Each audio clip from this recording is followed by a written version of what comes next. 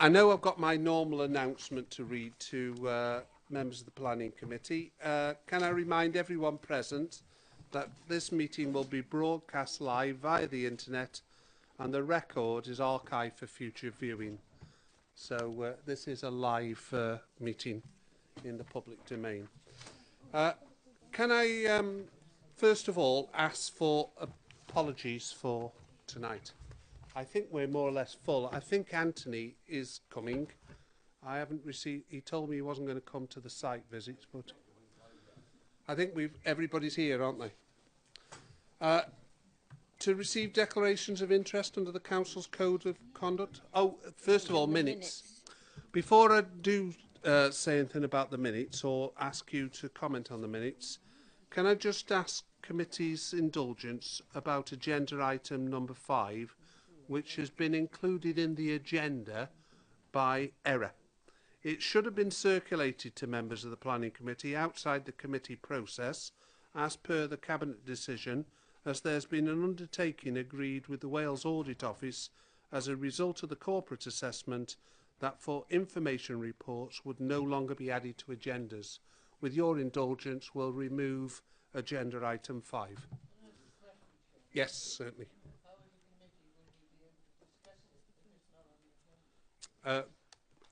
I don't know whether anybody's here capable of answering that, unless Liz knows the reason as the Cabinet member. Yes. Chair, it's on the agenda for information, not for noting or discussion. It's there for information only. Right, okay. It is an information report.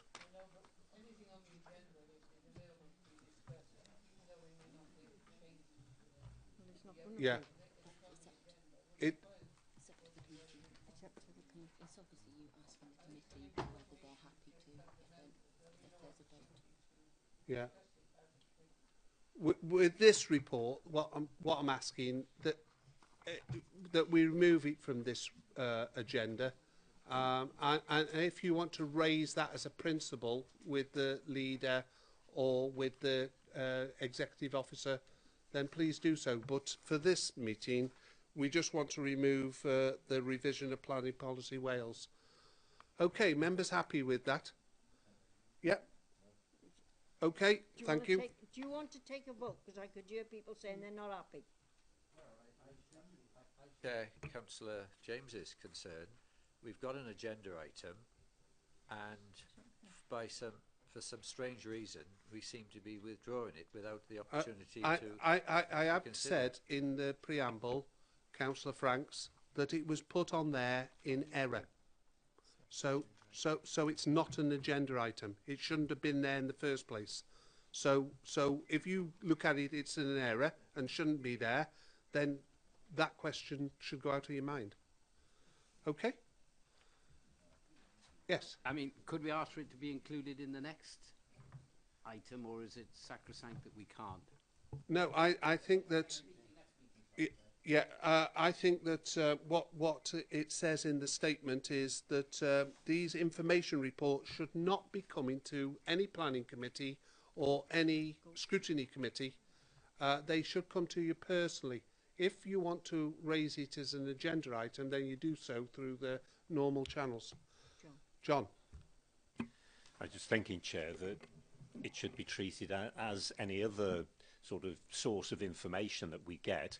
If there is something specific within it that we want to raise, we can ask for it to go onto the agenda of the next committee, because information reports of all kinds come through as paper and as emails. We can pick up on any of them. Okay, Councillor Bennett. Thank you.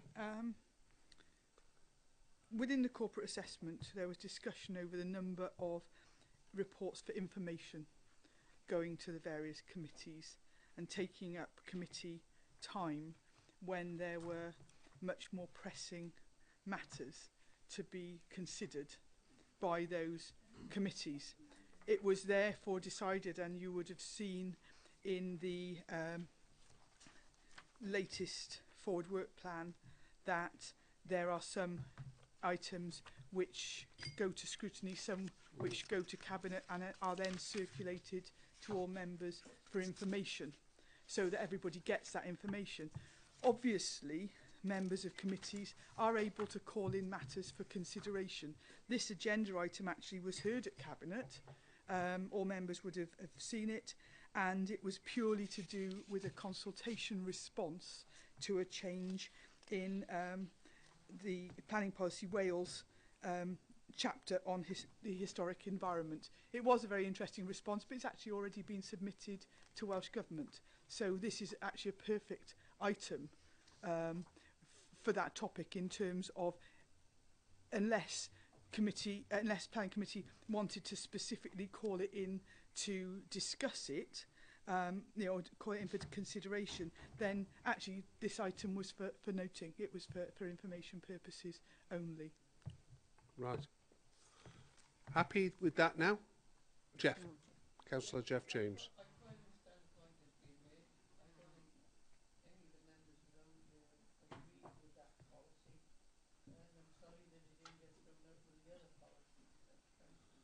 Can you just turn your mic on, please, Jeff? The public can't see you. What I will say is that this is introducing a change of policy for the LDP. The LDP came to this committee and came to the council for decision, and we're not given the opportunity to discuss a change in the LDP and a new policy for the LDP. And I'd like to call for a report to the next planning committee, so that we can discuss the implications of this. Thank you. Do you have a seconder?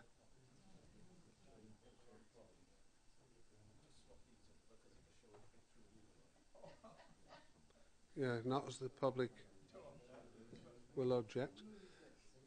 Right, you're asking for a report to come to planning committee on what, Jeff?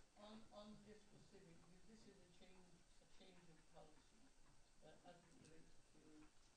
You see, the report says,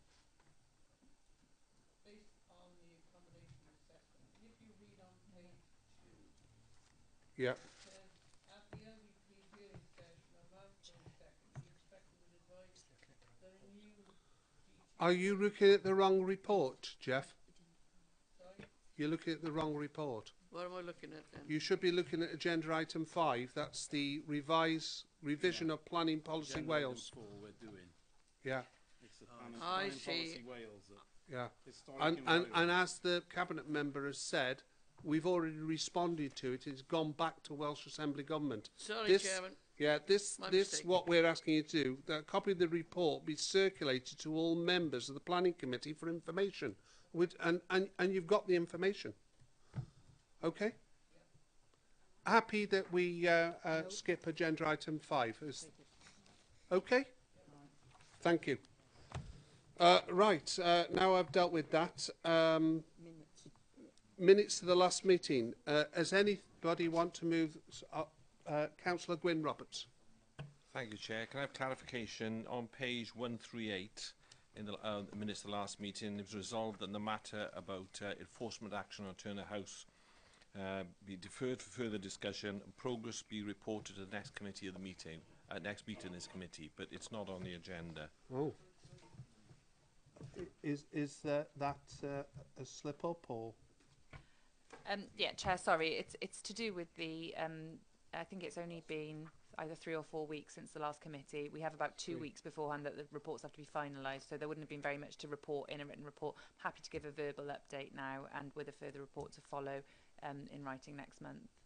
Happy with that, Councillor Roberts? Yes, Chair. In actual fact, in the last meeting, I asked for it the next but one. I think I went the other way, so I'd be perfectly pleased with it to come to the next one. Members happy with that? That we have a report to the next planning committee? Does anybody want a verbal update now, or are you happy just to wait till the next one? There we are. Thanks for that. Otherwise, are the minutes a true record of that meeting? Moved by Councillor Bird, seconded by Councillor Rhiannon Birch. All in favour? Aye. No abstentions? No. Thank you. References. Reference 4, Vale of Glamorgan, Gypsy and... Code of conduct. Sorry? Code of conduct. Oh, sorry, the declarations of interest. Yeah. Are there anybody who wants to declare any interest? I know, yeah, it's my nerves. It's all to do with agenda item 5. Bob. Can I raise a point of order? It's only for clarification, not to be destructive. Councillor Drysdale declared an interest at one scrutiny committee on Gypsy Traveller because of his involvement with Cardiff Gypsy and Traveller, and the next scrutiny didn't. I just wondered really why on this one perhaps he should, or... Okay. I declared an interest at one meeting because the subject of discussion was the allocation of a contract to carry out the accommodation assessment, which the organisation that I'm involved in was one of those tendering a bid. So that's why I declared an interest there. Clearly, in this case, it's about gypsies and travellers and sites and the LDP. I have no personal benefit or prejudicial interest in that, and so I do not need to declare an interest. Okay. Happy? No, I realise that, but I think he's answered the question perfectly well. Are there any other declarations of interest? We normally get one or two, but I'm surprised about that, Councillor Parker. Times are hard, yeah. Okay, thank you. Moving swiftly on to agenda item 4, which is the Vale of Glamorgan Gypsy and Traveller Accommodation Assessment. And I think I'll hand it over to Victoria Robinson, our Head of Planning, and we'll hear what she has to say. Thank you, Chair. This is a reference from Cabinet. The papers have obviously been circulated to members in advance. The report is merely for noting by Planning Committee. If I can draw your attention to the Cabinet Resolution number 5 that says that this report be referred to the Home and Safe Communities Scrutiny Committee, the Environment and Regeneration Scrutiny Committee and the Project Steering Group for consideration, and to the Planning Committee for noting. I'm happy to answer any questions that you have about the report, otherwise I'm to move. Okay. It's a report for noting. Are we going to note? Moving out. Bob. Have we got a seconder? Bob wants. Oh, sorry, Bob.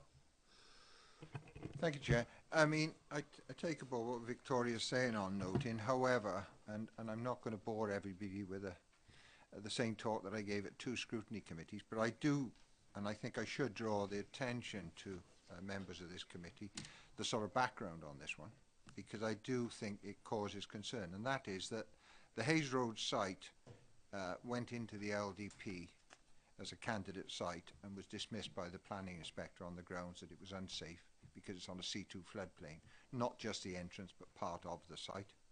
And I myself and the other ward councillor have concerns over the contamination possibilities of the ex-recycling centre where the travellers are illegally camped at present.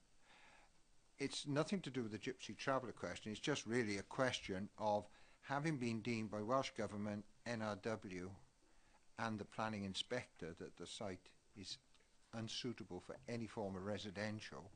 Why are we writing, given a 5-year, if you like, escape card on planning enforcement, thereby encouraging people to be staying on a site which we deem to be unsafe? And it's really, that's the précis of where it is. It hasn't got anything to do with the Gypsy Traveller thing. It's really, it doesn't matter who it is on there. I think it's been deemed as not suitable residential, and yet we're saying, well, you can have temporary residential for up to 5 years unless we find something a bit sooner. And I think that's a bit remiss of this authority in not really looking at alternatives. And I also believe it does create a precedent. But my main concern is the actual health and safety aspects of it. You did say when you first started talking that you'd raised it in other committees. Have you been given that answer? Not as such. The committees just put their recommendation, but despite my best pleas, we haven't instigated anything towards the health and safety issue of the individuals who are camped on this site. I don't know whether anybody wants to answer the... yeah. Gwyn. Thank you, Chair. My understanding is that the inspector deemed to be unsuitable, not unsafe. It's unsuitable because of the risk of flooding. The actual risk of contamination I referred to in the last meeting, saying that it was a controlled site from the time it was set up with very strict environmental controls. There's no evidence that it is an unsafe site at all, only that it's unsuitable. And as such, not carrying out the enforcement action is perfectly legitimate. Okay. Councillor Drysdale. Just on a point of information, unless my memory's completely gone gaga, that question has been answered about contamination, and the answer was that provided the concrete apron on which all of the travellers currently are sited remains undisturbed, then there isn't any risk of contamination causing any problems. Okay, that's the answer. Councillor Penrose again. I think Councillor Drysdale's wrong there. That's a perception, not a proven fact. We have never had analysis of the site to prove that there is or isn't contamination. And as far as being unsafe, I think there's a play on words with Councillor Roberts here. In December 2013, it flooded to nearly 7-foot depth there. You've got young families with young children, and I don't think it's acceptable, us, if you like, condoning that they carry on staying on that point.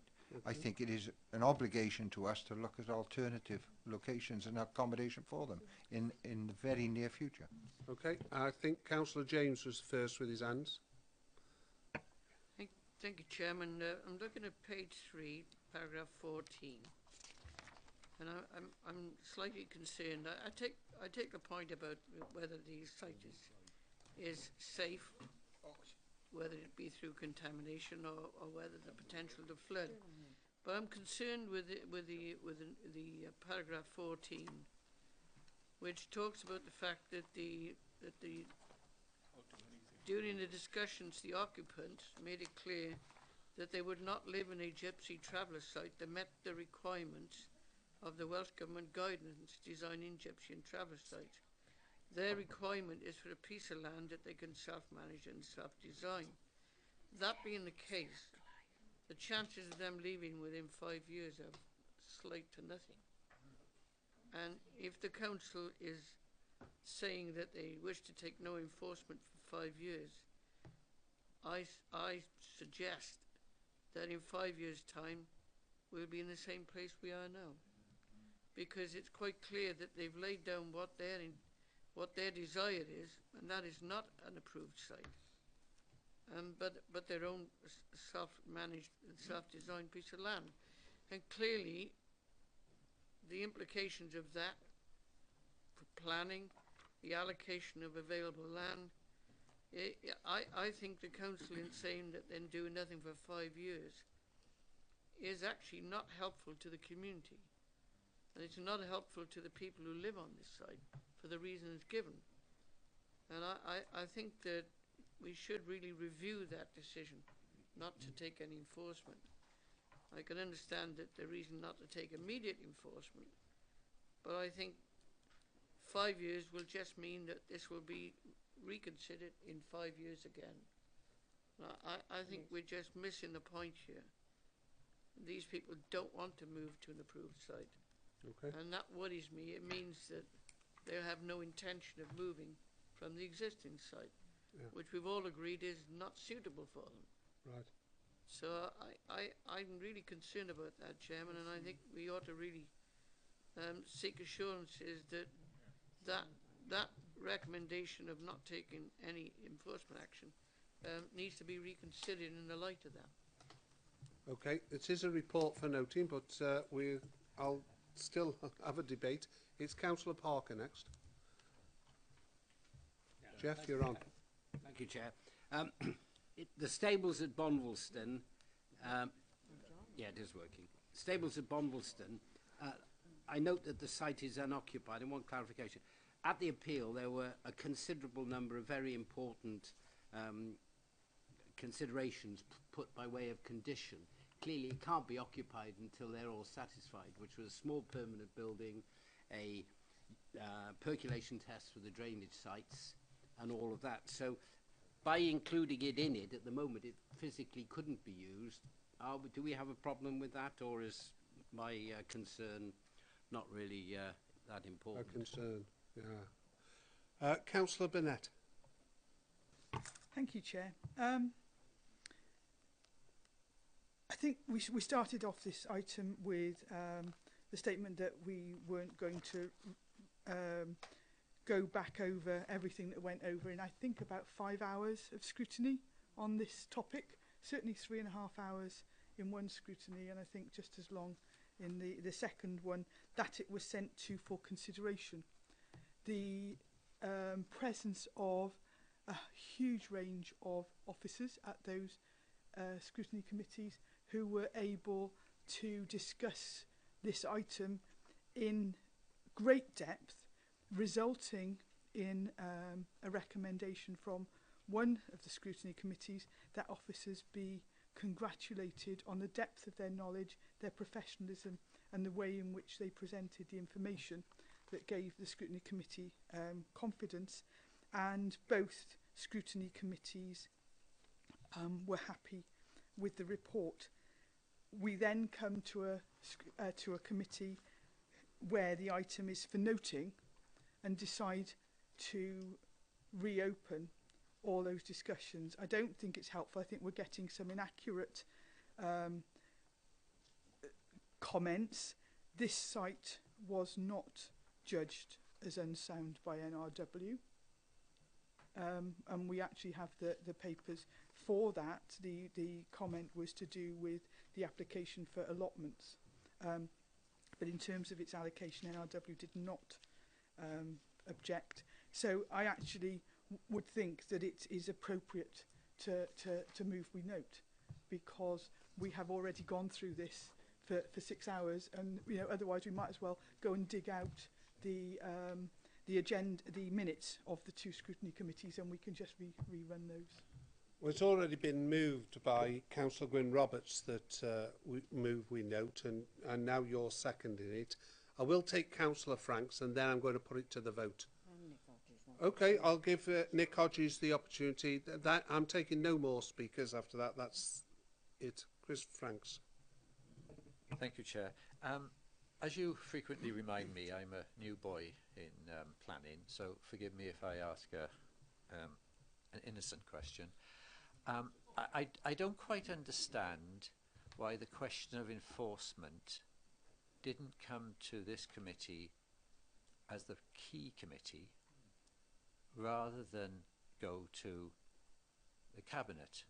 I can't recall, perhaps someone could mention to me, remind me and committee, other similar enforcement actions that the Cabinet has determined.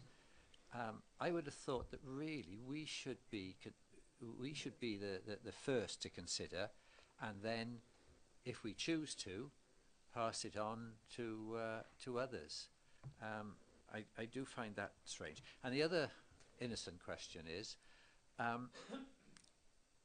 I can't recall many, if any, instances of saying we're not going to take enforcement action for 5 years.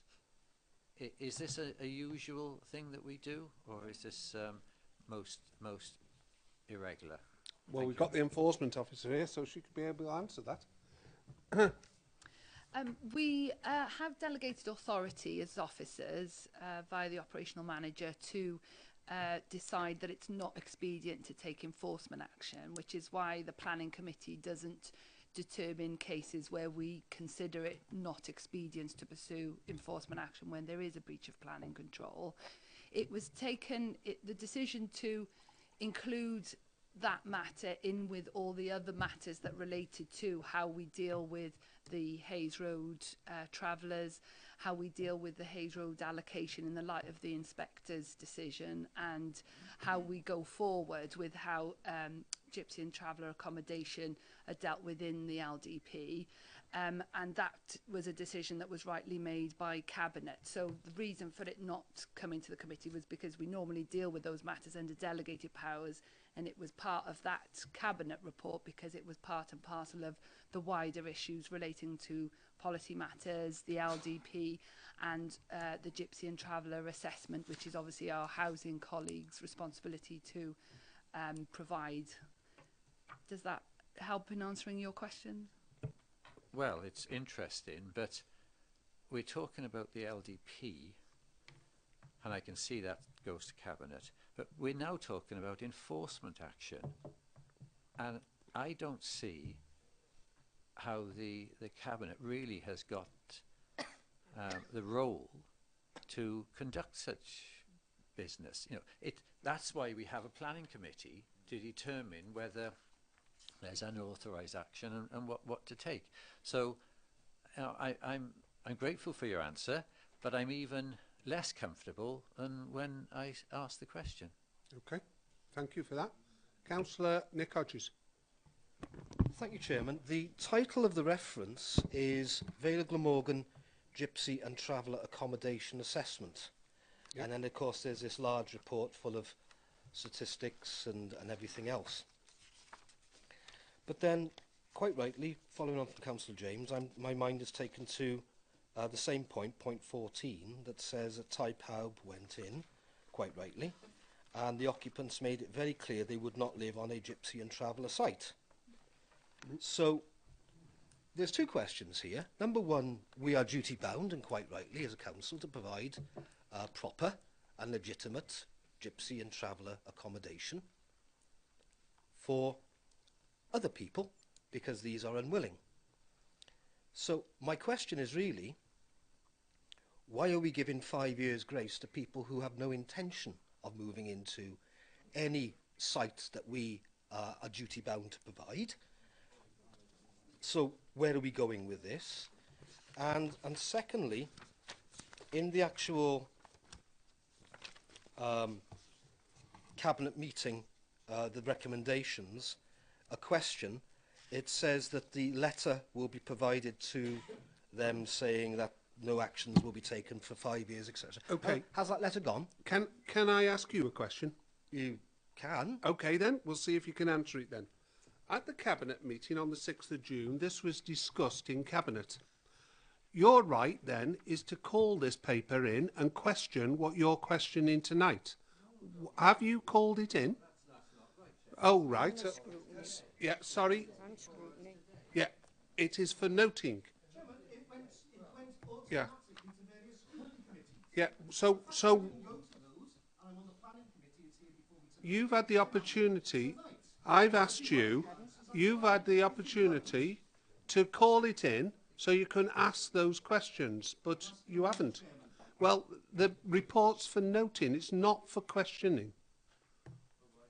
Yeah, because we haven't got the relevant officers here to answer these questions. Yeah, because you're to note the report. Yeah. Yeah. Liz, would you like to reply to him? With respect, the report No, is with us okay. for information, but because it's on the agenda, we're entitled to discuss it and debate it. Okay. So we've, I don't know whether you want to come back on what Councillor Hodges has said. Just a couple of points really for clarification in light of the questions that have been asked. The letter has indeed been served on the residents of Hayes Road, and as we were entitled to do in light of the Cabinet decision, both on the 6th and then again I believe it was on the 20th after having been to both scrutiny committees. That letter has been served. The Gypsy Traveller Needs Assessment has gone into Welsh Government as a matter of record for them now to decide whether or not they agree with it, and also our response to the LDP inspector's action point has been submitted to the inspector for his consideration. In terms of some of the concerns that have been raised, I do just want to draw members' attention to the fact that the whole point of this report is that we do indeed find a site for these occupiers of the current site that is suitable and satisfies their need, referring to that paragraph 14, a site that they are happy to live on, and that takes time, and that's why we've asked for this period to sort that out. And obviously the Cabinet report does go through in some detail how we intend to do that, working with them, and sets a time scale to do so. We fully intend that this matter gets resolved within the next 2 years, not the next 5 years, but that is obviously the period of grace referred to in the needs assessment guidance, and that's why the 5 years has been specified. But we fully intend to work with them to find a solution for everybody in a much sooner time frame than that. Councillor Drysdale. It's just a point of information, Chair. The Council is not statutorily bound to make provision itself in providing a Gypsy and Traveller site, but we do need to make sure that accommodation is provided. So, for example, the council could facilitate the purchase, a private purchase of a plot of land with planning permission and where people could reside, or in this case, people are saying, if you can provide us with a plot of land, we would like to self-design and self-manage it. If the council was actually providing and running the gypsy site, then we would have to conform to the design guidelines. But if it's, in essence, a private site, then that would not necessarily apply. Okay. It's been moved and seconded that we note the report. Those in favour of noting the report, please show.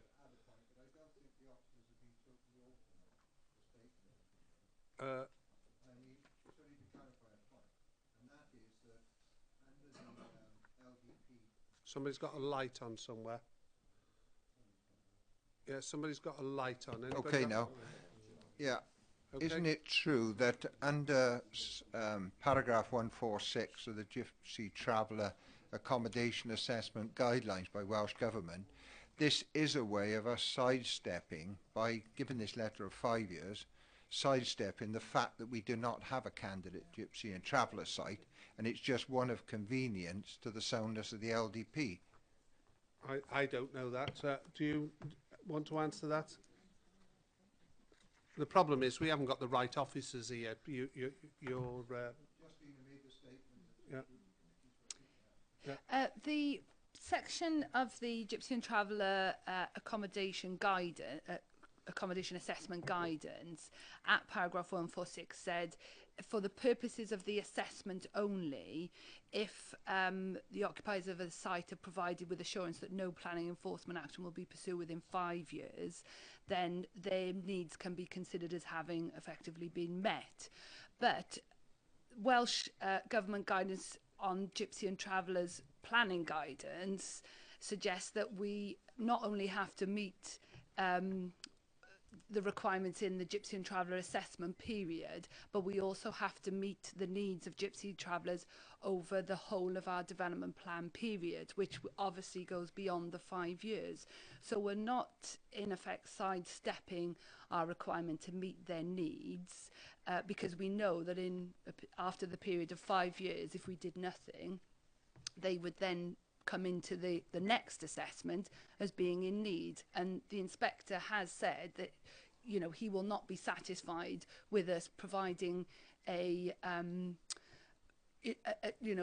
providing a new site through the monitoring process. He wants us to provide a way forward that will meet their needs in the very short term, and hence the very short period that we've suggested of 2 to 3 years, which we think the inspector will be satisfied with. So the 5 years is only mentioned for the purposes of the assessment, as finding those travellers as being in need, and it's only for the inspector to be satisfied that the 2 year period or 2 to 3 year period that we've specified as being the period we need to not only find a site for them, but provide the site and make sure that they, you know, that they can move to the site.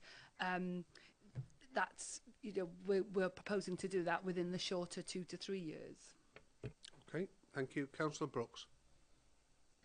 Thank you, Chair. I'm just so surprised that, with the exception of Councillor Penrose, if people were so concerned about this report, why they didn't come to the 2 scrutiny committees when it was actually there for discussion, for consideration, and they could have had an input into that consideration. Correct. Would it be nice to have an input at Cabinet, but we're not allowed to speak. I was speaking, Chair.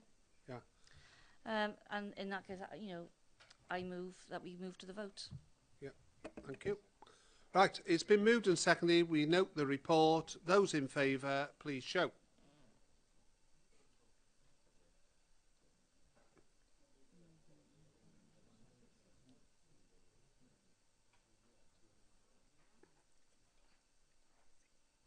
Okay. Those against?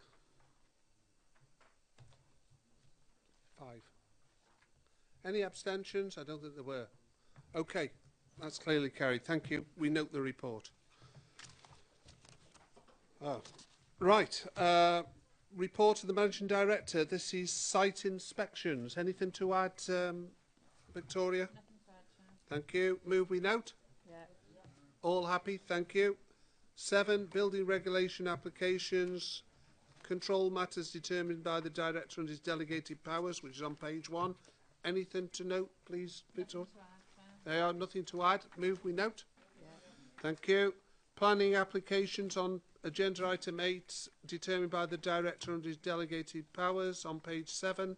Anything to add, Victoria? Nothing to add, Chair. Move. All happy? Yeah. Thank you.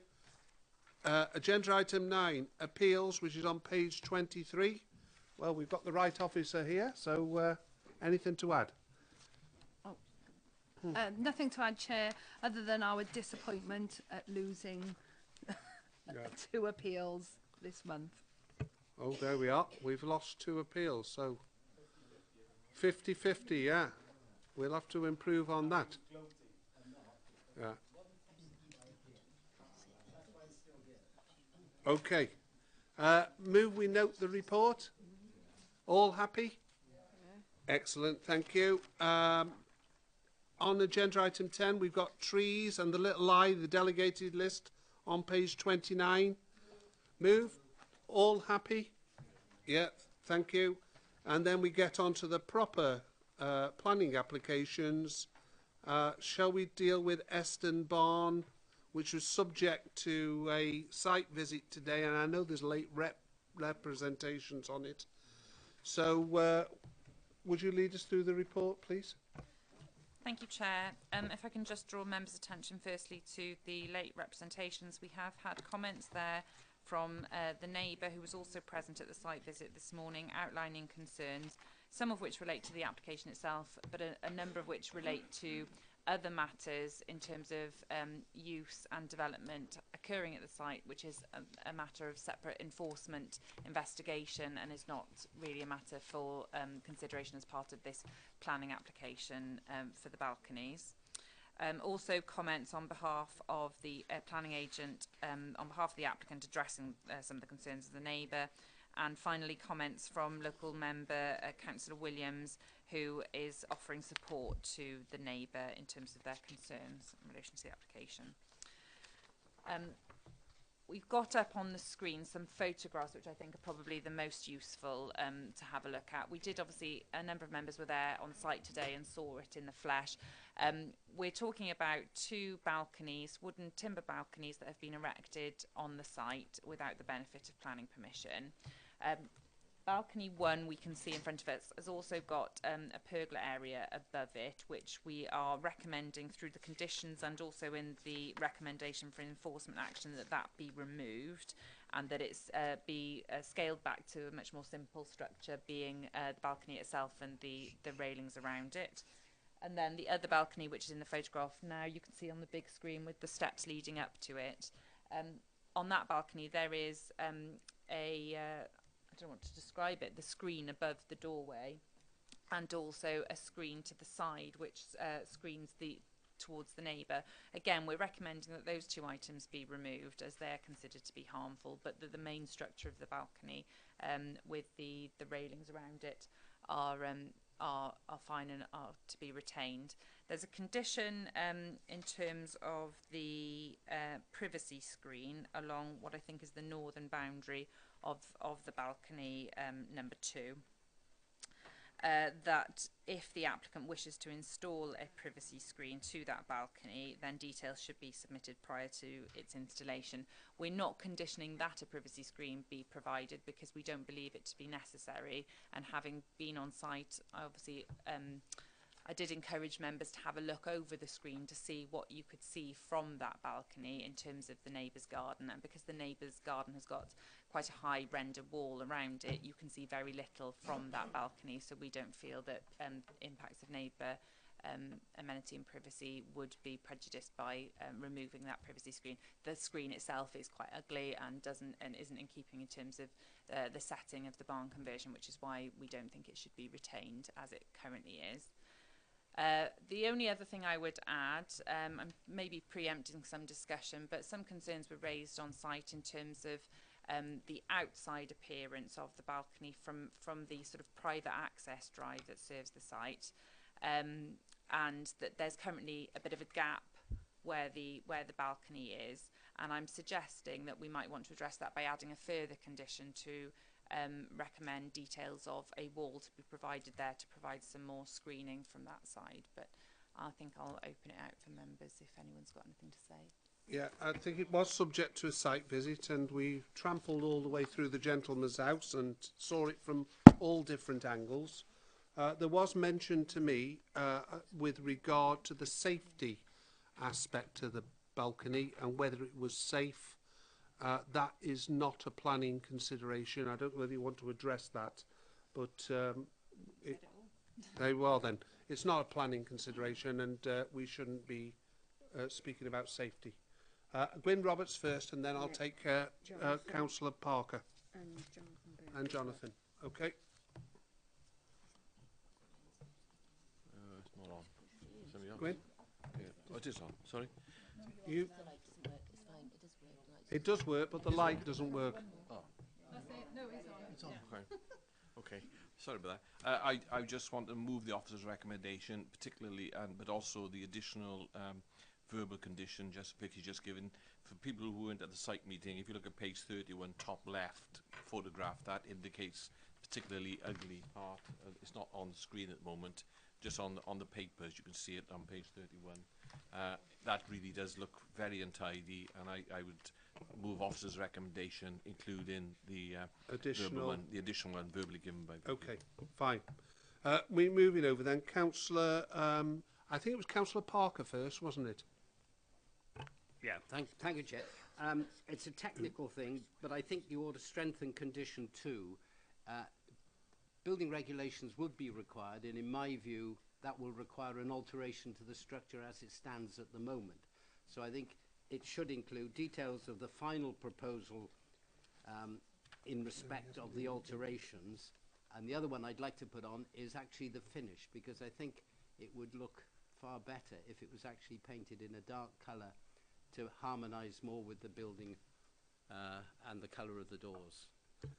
Is that possible, Victoria? If members want it. Councillor Bird. Thank you, Chair. Just a query, really. Did we find out about the garden curtilage that lies in front of the view from the main balcony?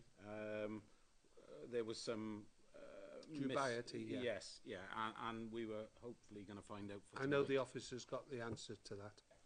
Thank you, Victoria. Is a little bit different to normal, so sorry, I'm going to drag things across. We were talking about this land here. Sorry, excuse my little hand there. Because the neighbour that lives in this property was advising us on site that he owns that land and that it's his garden. He has supplied us this afternoon with some land registry plans which indicate it is indeed his land. However, there is no planning history to indicate lawful use of that land as a garden or indeed part of the garden curtilage. The neighbour who has provided that information draws our attention to the fact that the legal document refers to the land as being used as garden, but that is nothing to do with planning. That is obviously the legal transfer document as opposed to any planning certificate of lawfulness or planning permission. So in our view, there is no lawful use of the land as garden, despite the fact he may own it. On site, it did not appear to be being used as garden, I have to say. But even so, I would still say the balcony is some distance from that land to such an extent that even if it was garden, I still wouldn't be recommending refusal of the balcony in terms of impact on that land, because it's enough of a distance away to it not be unneighbourly. So. Councillor Bird. Thank you, Vicky. I thought that might have been the case, but with that being the case, then am I right in thinking that it is just classed as open countryside or agricultural? That's correct. If it does fall outside the curtilage, which is what the indication is, then it would be open countryside. Okay. I've had an indication from Councillor Williams. I'll take Councillor Penrose first, but Councillor Williams would like to speak to committee. Sorry? He needs to speak now. Okay, we'll take Councillor Williams first then, if you'll come over and take a seat. Thank you.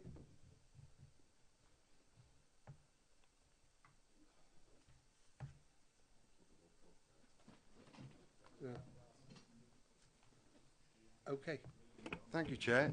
I didn't intend... 3 minutes, all right? 3 minutes. Yeah, I didn't intend to be here, and I would have contacted you beforehand as normal. Right. That's all I wanted to say. To add to my written submission was the first picture that was up there, if it could be put back up. I know now that Mr. Tobai is unhappy with the balcony on the right, but I believe he would be comfortable if that balcony was reduced by at least 1 metre and the steps removed. I'm unprepared as far as the rest of the plan goes, and Mr. Tobai has taken exception to what he just heard with regard to the land that he says he owns, but I'm not prepared. I don't have enough preparation to challenge what the officer has said. Yeah, because what he was saying is that piece of land, it was in front of this balcony, was garden, but there was no evidence when we went on site as councillors that was a garden. It looked like shrubs and grass. It was unkempt, and the officer's saying there's never been any history of it being a garden. Okay. So that's where we are. Yeah. And it's all last minute, so I'm afraid I can't. Yeah, you pass can't on dispute what it. Okay, then. His exact Thanks. disappointment is. Okay, now you've finished. I think Councillor Penrose wanted to say something. Yes, thank you, Chair. I really, it's just a question for the officers, and not to go into feelings on retrospective planning permission, but what does concern me, and I had a conversation with Councillor Parker as an architect, and my belief is that if you put plans in for a barn conversion with those balconies, it would not be accepted. I'd just like to know the officer's criteria why with a retrospective planning application we're considering something that probably would have been turned down in a full planning application. Okay. Yeah, I don't think it's correct to say that we would automatically refuse this proposal if it had come in like this in the first place. It's safe to say our barn conversion policies are restrictive. They're an exception to normal planning policies in terms of the countryside, and quite rightly we limit the amount of extensions and alterations that can be done to barns to retain their character in terms of the open countryside and so on. Having said that, as the officer's report goes through, these particular alterations or additions to the barn are considered to be relatively low key. They are certainly not highly visible from outside the site, and therefore it would be very difficult to argue harm in terms of character or impact on the countryside simply by the virtue of the materials used, the scale of what we're talking about. This is why we're getting the additional items removed, because we think they are harmful, but the balconies themselves and the relatively low-key surrounds are not considered to be unacceptable, and that's why we're recommending an approval. And similarly, if another barn conversion proposal came in with something similar, I imagine we would come to the same conclusion. So okay. I think Councillor Parker asked for an additional condition about the painting of the railings. Yeah, the two matters that concern me. One, I think there will have to be an amendment to accord with structural correctness. So I think drawings or details should be included of any amendments from where they are at the moment to comply with building regulations. I know building regulations are not planning, but you could. We can't do that. Can't do it? Nope. Okay, and the other one was just a painted finish, but I'm happy to leave that to the officers. Right, okay. Councillor Franks? Thank you, Chair. Can I mention that I have connections with this wider site? You declaring an interest? No, I don't think I have to do that, right. But I'll be comfortable to tell members that I will not participate in the debate and I will be abstaining. Okay. Right. Okay. Have we had a mover and a seconder? Councillor Roberts moved it. Have we got a seconder? Councillor Bird. All members happy to approve it subject to those conditions, please show. Yeah. Those against? Yeah, we're going to have to do the numbers again. So those 4, please show.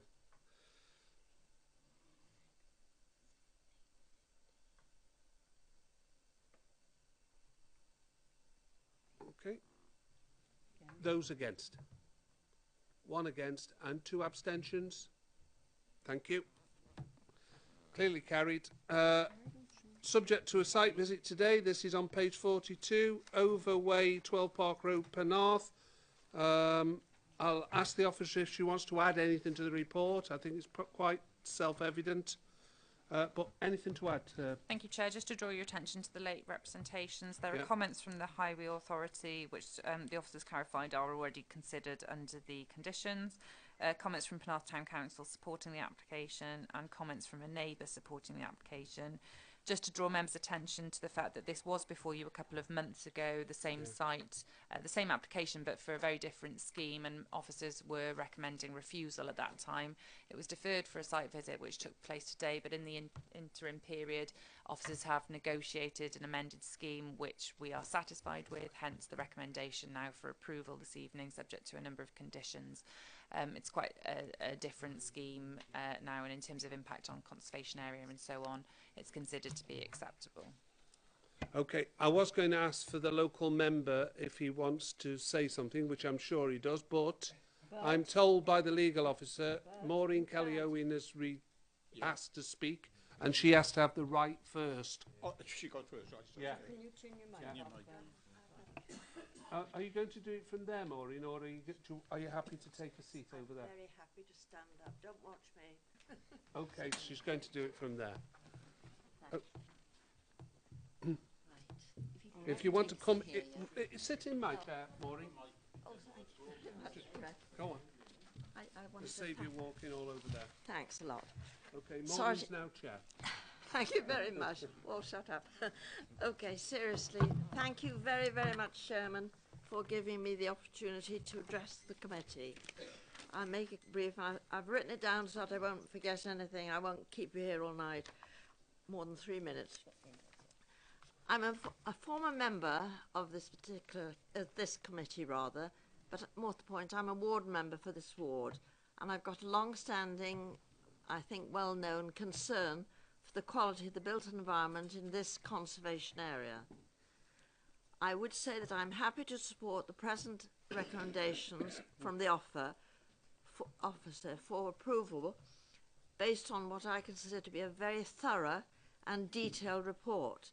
And I'd like here to record my congratulations, compliments to the Conservation Officer and all planning staff working on the application, and particularly the negotiations carried out leading to this latest submission.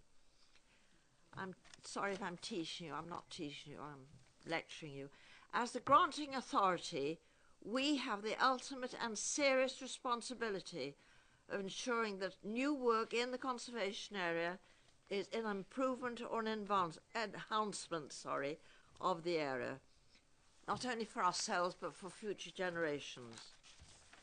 This new house will undoubtedly make a strong impact on Park Road, which is why it is so vital the requirements and conditions forming part of the approval are adhered to. Having met the clients and the architect of the site this morning at the meeting, I have to say that I have every confidence that that will be the case. And all I really want to say now is that, I don't know if I should say this, but well, I would like to say, may God protect her and all who sails in her, but I think it's probably a bit previous to do that. We ought to wait for the topping out ceremony for it. And thank you very much, Chairman. Thank you, Maureen. Okay, right. Okay, shall we ask Councillor Clive Williams as the other local member to speak? Thank you, Mr. Chairman. As you know, the one thing that people seem to say, my understanding, this isn't in the conservation area. It's the other side of the road is the conservation area, but that's another point. I'd like to thank you, Mr. Chairman, because we had a lot of problems with this site a few months ago. Yes. You allowed us then time for the applicant then to deal with the officers there, and I thank you for your input, and I also thank all the officers for their varied expertise in this, coming to the conclusion that we've come to. You know, clearly when we were on the site visit this morning, it can either be left as a piece of waste ground or you can have a prestigious building like this built there, where the Vale of Glamorgan will then get the rates. So I'm delighted to move. Yes, to ask that we approve this Have we as got a the seconder? officer's recommendation. Yeah, and we got a seconder with Jonathan Bird. Members happy we approve it? Yes. There we are. Thank you for all your contributions. I'll see you in 3 weeks' time. You were right. On the 28th.